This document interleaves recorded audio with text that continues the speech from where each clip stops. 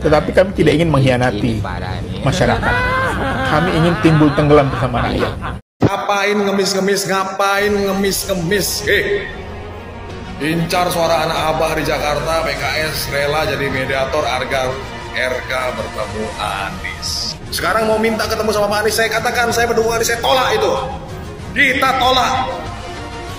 Kawan-kawan, kau kerja sendiri. Ya, gunakan mesin partaimu yang 12 partai itu. Ya, enak bener ini. Ya. Biar jadi pelajaran, guys. Biar jadi pelajaran. Jangan terjadi lagi borong-borong partai kayak begini.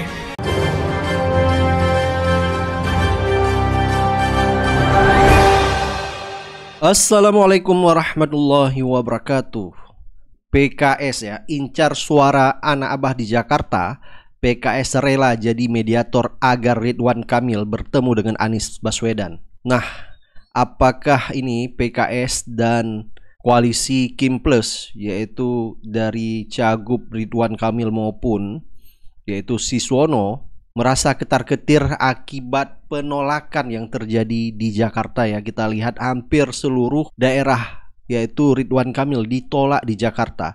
Bahkan bukan hanya itu saja, yaitu gelombang gerakan dari masyarakat Jakarta yaitu untuk coblos semua. Ini adalah menandakan sebuah perlawanan dari masyarakat DKI Jakarta yang mencinta demokrasi dan juga ada sebagian mendukung daripada Pak Anies. Nah, mungkin gara-gara perlawanan coblos semua sehingga ini membuat panik ya dari PKS maupun dari koalisi Kim Plus, terutama Ridwan Kamil, sehingga PKS pun putar otak ya bagaimana cara supaya Ridwan Kamil bertemu dengan Anies Baswedan untuk menggait suara anak abah. Padahal elit PKS kemarin ngomong bahwa PKS belak-belakan mengaku rugi dukung Anies Baswedan di Pilpres 2024. Dan bahkan PKS mengatakan tak khawatir suara pendukung Anies lari ke Pramono Rano. Fenomena Ridwan Kamil ditolak sana-sini yaitu oleh warga DKI Jakarta, belum lagi yaitu gerakan coblos semua gara-gara inilah ya. Jadi PKS mikir ya untuk mempertemukan Anies Baswedan dengan Ridwan Kamil. Jadi yang katanya dulu tidak khawatir, yang katanya dulu bahwa mengusung Anies Baswedan merasa dirugikan, tetapi pada akhirnya akibat gerakan dan perlawanan masyarakat DKI Jakarta untuk coblos semua, bahkan calon mereka pun ya ditolak oleh masyarakat DKI Jakarta, dan bahkan menganggap bahwa tanpa Anies Baswedan pun PKS mesin partainya cukup tangguh. Tetapi fakta yang kita lihat memang PKS membutuh sosok Anies Baswedan. Inilah akibatnya karena keserakahan terhadap kursi kekuasaan ya, dan mendukung politik dinasti yang dulu sebelumnya berkoar-koar anti terhadap dinasti. Bahkan ya yang kita lihat seperti kader dari PKS yaitu Muhammad Iqbal yang biasa disebut oleh netizen Chef Muhammad Iqbal, paling lantang dan vokal ya bersuara tentang politik dinasti, dan mereka bahkan konsisten tidak akan bergabung satu kolam koalisi dengan pemerintah Prabowo atau sebelumnya dengan pemerintah Jokowi. Coba kita lihat videonya ini ya. Mungkin ini menjadi refleksi bagi PKS bahwa PKS memang menjilat ludahnya sendiri. Tetapi kami tidak ingin mengkhianati masyarakat. Kami ingin timbul tenggelam bersama rakyat. Bukan timbul tenggelam lalu masuk gitu loh jadi menteri, tapi kami ingin menjaga bahwa janji kami nggak mungkin kami mengkritik IKN, mengkritik food estate, lalu tiba-tiba kami bergabung. Itu bagaimana anak cucu kita menontonnya di satu hari rekam jejak digital kita gitu loh. Bagi kami ini ingin menjaga marwah demokrasi. Sampai saat ini kami pun ya insya Allah akan bersama rakyat. Walaupun ini cukup memalukan, tetapi ya mungkin Chef Iqbal ini tidak mengetahui bahwa elit partai PKS pada akhirnya pun ya harus satu kolam koalisi demi tawaran kursi menteri dan pengembalian yaitu dana logistik di saat kampanye Pilpres kemarin. Dan bukan hanya itu saja, pendukung garis keras Anies Baswedan yaitu mengatakan bahwa PKS jangan ngemis-gemis ya mempertemukan Ridwan Kamil dengan Anies Baswedan. Ngapain ngemis-ngemis, ngapain ngemis-ngemis? Incar suara anak abah di Jakarta, PKS rela jadi mediator agar RK bertemu Anies. Begini Pak RK, ya, kamu itu kan sudah didukung oleh 12 partai. Kenapa kamu nggak percaya diri? Ya, underestimate begitu. Kurang partainya. Hah? Kenapa? Hah? Atau kamu takut? Ya, yang mengantarkan kamu ke KPU itu partainya gerbong kosong. Ya, jadi ngumpul partainya doang, tapi penumpangnya nggak ada, masanya nggak ada. Hah? Atau kamu sudah sadar bahwa yang kamu lakukan itu, ya, memang tidak sesuai dengan aspirasi masyarakat, begitu? Hah? Sekarang mau minta ketemu sama Pak Anies, saya katakan saya mendukung Anies, saya tolak itu. Kita tolak. Kawan-kawan, kau kerja sendiri. Ya, gunakan mesin partaimu yang 12 partai itu. Ya, enak bener ini. Ya. Biar jadi pelajaran, guys. Biar jadi pelajaran. Jangan terjadi lagi borong-borong partai kayak begini. Ya. Jadikan itu pelajaran. Ya. Merdeka. Elah, PKS mau jadi moderator ereking ketemu Pak Anies, mau ngerangkul anak abah. Nonsen kalau kata orang Belanda. Apa-apaan. Udah urus aja sono kaum lo. Ya enggak? Jakarta nih bro, keras. Enak-enakan mau tarik kopling di Jakarta biar lo ereking juga. Nih lawan Scoopy. Lawan ninja Scoopy gitu. Pokoknya nggak ada dah. Gua pikir A1, nggak tahu calo-calo juga tuh partai. Parah. Nggak main ereking di Jakarta bising. Sekarang di zaman motor metik. Oke, goodbye PKS. Upaya untuk mempertemukan Anies dan Ridwan Kamil. Mereka berteman baik, sahabat baik, sering bertemu dalam kegiatan. Terakhir bertemu di mana saya lihat ya sebelum pilkada ini ya. Tetapi memang situasinya jadi berbeda ketika Anies gagal atau digagalkan untuk menjadi calon gubernur, atau PKS yang kemudian melipir ke tempat lain ya, tidak jadi mengusulkan Anies walaupun peluang untuk itu sudah terbuka melalui putusan MK, tetapi itu tentu hak PKS ya kan. Nah sekarang pertanyaannya, apakah Abah mau terima PKS atau tidak? Karena jelas ujungnya pada efek elektoral. Pertemuan itu akan dimaknai bahwa Anies mengendorse RK. Dan spekulasi dan persepsi ini tidak bisa ditolak oleh Anies sendiri kalau dia menemui. Nah, karena itu bisa saja Anies mengatakan kalau untuk belajar tentang Jakarta ya nanti setelah terpilih. Gitu kan malah lebih bagus kan. Tapi kalau menemui sekarang tentu ingin membujuk Anies ya agar efek elektoralnya ke sana. Padahal semangat anak Abah Anies tidak ke sana. Coba tapi kita lihat ya, siapa tahu memang tiba-tiba mereka mengatakan temui aja ya. Biar kami kemudian memilih. I don't know exactly. Kalau kita bicara data, menurut Anda apakah sebaiknya Anies menerima permintaan RK untuk bertemu baik bila diupayakan PKS sebagai mediator maupun tidak? 360 yang voting baru ya, terima 6%, tidak usah terima 92%, ragu-ragu 3% ya. Komannya baru 7. Tidak perlu menerima permintaan tersebut. Pak Anies sekarang fokus saja untuk bikin partai bersama para pendukungnya, biar nanti bisa melakukan perubahan menuju Pilpres 2029. Tetap semangat di jalur perubahan, salam 0% ya. Hubungan Ridwan Kamil dengan Anies relatif tidak sedekat, tidak cukup dekat Pramono dan Rano, khususnya Rano, karena Rano ini kan semula mau dipasangkan dengan Anies, dan kelihatannya mereka komunikasinya tetap jalan sekarang walaupun Anies batal diusung oleh PDIP. Hal itu setidaknya bisa terlihat ketika Pramono dan Rano itu bertemu Anies di acara Car Free Day. suasananya cukup cair dan mereka juga terlihat sangat dekatin, nggak ada no hard feeling lah begitu ya antara Anies dengan Pramono dan Rano ini. Menyadari hal itu, PKS melalui Ketua DPW PKS Jakarta, Khoirudin, mengaku akan mencoba mempertemukan Ridwan Kamil dengan Anies. Bukan hanya dengan Pak Anies, tapi juga dengan para mantan gubernur dan para tokoh Jakarta. Kemarin saya bawa Pak Ridwan Kamil bertemu Pak Fauzi Bowo. Fauzi Bowo ini adalah mantan gubernur Jakarta, itu kata Khoirudin. Apakah upaya PKS mempertemukan Ridwan Kamil dengan Anies itu bisa mengubah sikap para anak abah, sehingga mereka mau membatalkan rencananya mencoblos semua kertas suara dan ketimbang memilih Ridwan Kamil dan Suswono? Kok kelihatannya rada sulit ya. Mereka ini kan bukan hanya kecewa, tapi mereka sudah patah hati. Karena gubernur pilihan mereka itu dijegal dengan rekayasa politik yang curang.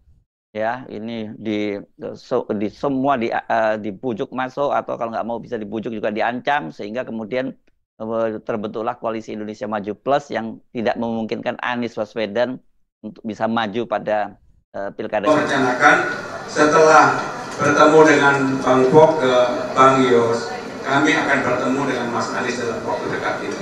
Kami akan menawarkan, menyampaikan, dan sekaligus meminta apa yang bisa Mas Anies sampaikan kepada kami. Karena semua orang mempunyai kelebihan ketika membangun Jakarta ini. Dan karena ini juga ya membuat ketar-ketir PKS dan panik, karena dianggap selama ini Anies Baswedan lebih dekat dengan Rano Karno dan Pramono, dan bisa-bisa ini bisa mengalihkan suara dari pendukung Anies Baswedan ke Pramono Rano Karno. Apalagi Pramono memberi Anies kesempatan mendengar keluhan-keluhan, yaitu aspirasi dari warga DKI Jakarta yang belum terrealisasikan ya. Kemarin kita lihat rakyat miskin kota yang mengadu tentang masalah kampung bayam ya, yang selama PJ Gubernur DKI Jakarta kunci akses rumahnya tidak diberikan, padahal SK-nya sudah turun dari wali kota.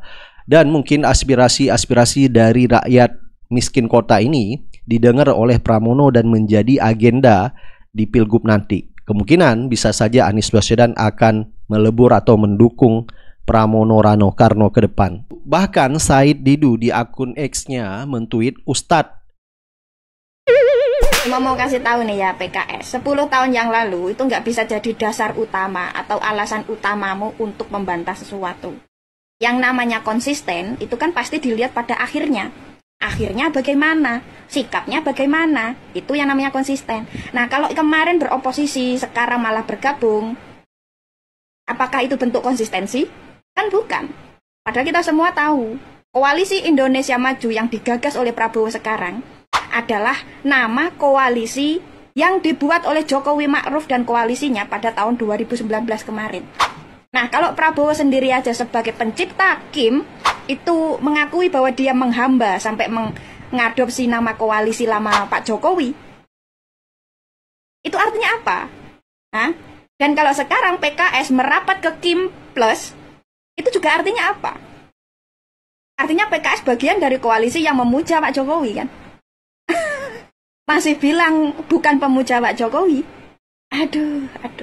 Nah, kalau kita sudah lihat pada akhirnya sikap yang diambil oleh PKS itu bagaimana, dan sekarang kita juga lihat juga bantahan dari PKS atas sikap yang sudah diambil kemarin, itu artinya apa? Ngakunya beroposisi, pada endingnya tetap berkoalisi kan? Ngakunya beroposisi selama 10 tahun, pada akhirnya apa? Tetap dengan sukarela nyemplung di kolam yang sama kan? Berada di satu kolam yang sama dengan partai yang menjadi partai pemuja Pak Jokowi, kayak Golkar, PSI, PAN, bahkan Gerindra. Itu artinya apa? Hah? Ini apa lagi kalau bukan namanya PKS sedang cuci tangan pakai air comberan? Tetap bau juga gitu loh. PKS. Bantah RK ditolak warga, PKS yakin pemilih Jakarta rasional. Saya warga Jakarta juga rasional, ya. Kami menginginkan bahwa demokrasi ini dijalankan dengan baik, ya. Demokrasi yang benar-benar demokrasi, ya. Bukan demokrasi yang dibeli, demokrasi yang disandra, borong-borong partai sehingga mematikan atau membuat skenario-skenario kota kosong di Jakarta. Semua orang rasional dan berpikir soal itu. Ya, kami juga rasional melihat bahwa partaimu itu ya sudah melupakan mungkin apa moto dari perjuangannya keadilan sosial, ya, bahwa kalian semakin pragmatis atau semakin menginginkan bahwa pokoknya tahun ini harus untung, ya, kita gabunglah kekuasaan hanya untuk dapat jabatan, jatah menteri, dan bagi-bagi kue kekuasaan, kan begitu. Dan kalian melupakan basis pemilih kalian, ya, basis pemilih kalian tinggalkan, kan begitu, ya. Udah kalian dapat suara rakyat, kalian kerjakanlah itu masyarakat dengan nggak ada alasan apapun, ya, kan begitu, ya kan? Kami rasional, Pak, kami rasional, ya.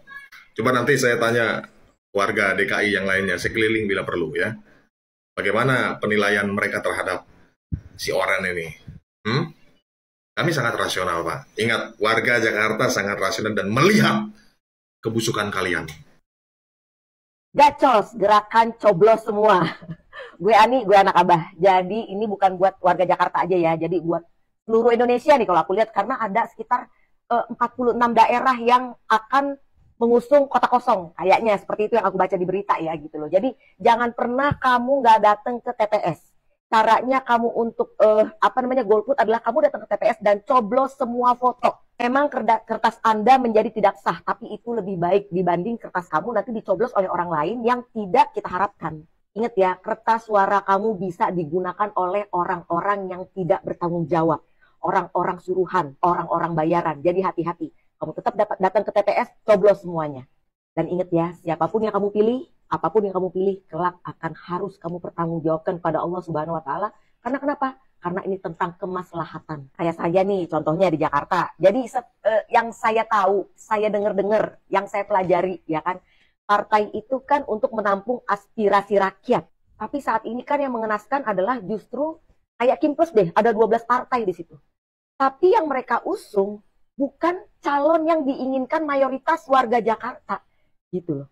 Yang diusung malah Ridwan Kamil, orang dari luar daerah didatangkan ke Jakarta yang elektabilitasnya itu cuma 7-9%, dan itu juga nggak tahu sebenarnya suara siapa. Terus dari PDIP, Pramono Anung, maaf ya Pak Pramono Anung, Bapak malah lebih parah lagi. Sama sekali kalau saya lihat kayaknya suaranya itu cuma 1% atau berapa persen gitulah. Terus Dharma Pongrekun, calon independen. Nah ini banyak KTP-KTP yang dicatut, bahkan beberapa yang udah ada di medsos ya. Bahkan anak-anaknya Pak Anies itu ada 2 orang yang tidak memilih calon independen ini, malah seolah-olah KTP-nya tuh dicatut dan mereka seperti mendukung calon dari independen. Ini kan nggak benar. Dari mana salahnya? Apa Pak Dharmanya langsung yang salah? Nggak tahu gitu loh. Nggak tahu siapa yang salah. Tapi yang pasti calon independen ini maju dengan tidak sah kalau menurut aku. Gitu loh. Dipanggil Bawaslu 3 kali nggak datang-datang juga. Dan oleh KPU bukannya dibatalkan, malah diizinkan untuk nyalon gitu loh. Kan aduh. Jadi 2 cagup yang dicalonkan oleh Kim Plus dan PDIP itu sama sekali bukan aspirasi mayoritas warga Jakarta. Dan satu lagi yang dari calon independen, bahkan Pak Mahfud bilang berpotensi pidana loh, karena ya ada pencatutan KTP. Kalau mau jujur, mau objektif, itu harus dibatalkan dan dipidanakan. Karena ada sekurang-kurangnya 3 undang-undang yang serius yang dilanggar. 1, Undang-Undang Nomor 27 tahun 2022, Undang-Undang tentang Perlindungan Data Pribadi. Pasal 67 ayat 1, 2, dan 3 itu melarang orang itu membuka data pribadi ya seseorang ya dengan cara melawan hukum, itu artinya tanpa izin dari siapapun. Lalu melarang memberitahu atau menyebarkan kepada seseorang. Lalu yang ketiga itu melarang menggunakan untuk kepentingan sesuatu. Ini 3 ayatnya terpenuhi semua nih dari pencatatan nama itu. Oleh sebab itu menurut saya, dan bukan menurut saya, menurut hukum, ancaman yang sudah di atas 5 tahun itu kan kejahatan, bukan pelanggaran. Ingat teman-teman, aku cuma manusia biasa yang ingin kita saling mengingatkan. Kita diberikan akal, kita diberikan pikiran. Kita ini makhluk sosial yang mulia, diciptakan oleh Allah Subhanahu wa Ta'ala. Jadi ingat, apapun yang kita pilih harus kita pertanggungjawabkan kelak. Di contoh aja nih, ini contoh ya, contoh. Ada makanan mengandung babi, kamu tahu, tapi tetap kamu makan. Dosa nggak? Dosa. Tapi kalau misalnya makanan mengandung babi, ini buat muslimin ya, terus kamu makan, karena kamu tidak tahu bahwa itu mengandung babi, dosa nggak? Enggak gitu loh. Jadi begini, memang kita nggak bisa ngelihat di masa depan, jangan-jangan ya orang begini, jangan-jangan ya orang begitu. Tapi dari awal ini aja udah nggak bener gitu loh, bahwa ini bukan aspirasi mayoritas warga Jakarta. Kalau menurut aku sih nggak mau milih sama sekali, karena tiga-tiganya bermasalah. Karena aku udah tahu ini bermasalah, makanya aku tidak mau ikut-ikutan untuk memilih. Jangan dukung kecurangan, jangan menjadi bagian dari kecurangan.